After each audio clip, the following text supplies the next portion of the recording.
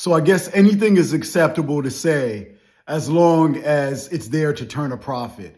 So as long as the ultimate goal is making a dollar, you could talk about somebody's family, you could talk about their religion. Since when did we start allowing this? This is how far we've fallen as Americans, right?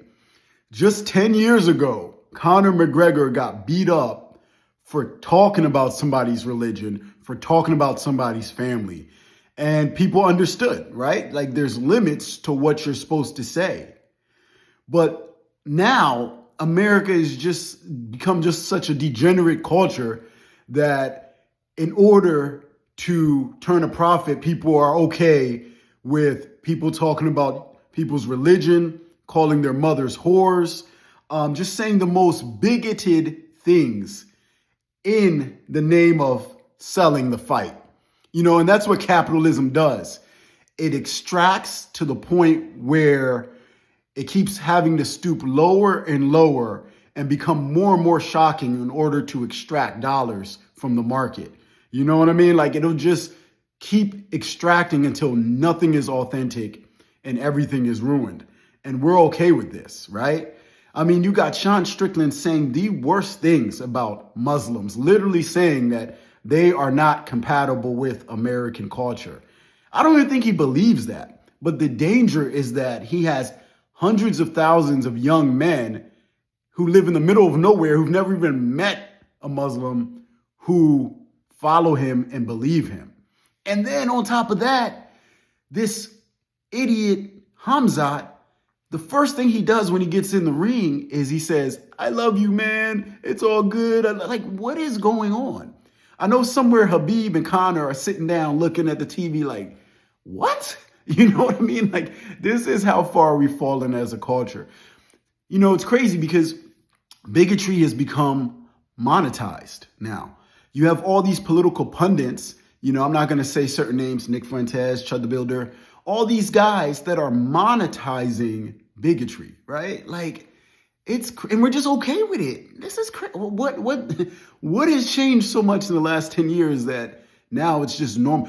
There's going to be a point where in order to sell the fight, I'm telling you, they're going to say the N-word. And then everybody's going to be okay with it because, hey, it's just selling the fight. If your organization has to resort to the most divisive politics and the most divisive, low vibrational things in order to sell the fight, then that organization is appealing to the wrong demographic, right? You should be able to sell a fight based on the martial arts. When I watch martial arts, I want to see what style works better. That's why we fell in love with martial arts, because it's a chess match. But what the UFC is doing, and maybe they have to do it, is they're pandering to people that don't even care about martial arts. They don't even care. Anytime there's any type of ground game or wrestling or Nawaza, anything, these casual fans start booing. They don't care about martial arts. They don't care about the strategy. They just care about tribalism and being divisive and being racist. So it's crazy, man. Like, I don't get it. I remember when beefs were real. If you're going to have a beef, let it be real. I remember when, you had Rashad Evans and Rampage really beefing. That was real, The Diaz brothers, when they beef with somebody, they weren't just doing it to sell a fight. They really didn't like that person. Conor and Nate, Conor and Habib. You know what I mean? These are real beefs. Randy Couture, Tito Ortiz. I mean, these are real beefs and it's authentic. But what capitalism does is it strips the authenticity from everything. And you guys are okay with this. The people in my comments are okay with that. Oh, they're just selling the fight. That's corny. That's not what men do. You have to have limits. Like, you're not going to, I don't care how much money you give me. I'm not going to sell out my race, religion, or my family for a dollar bill.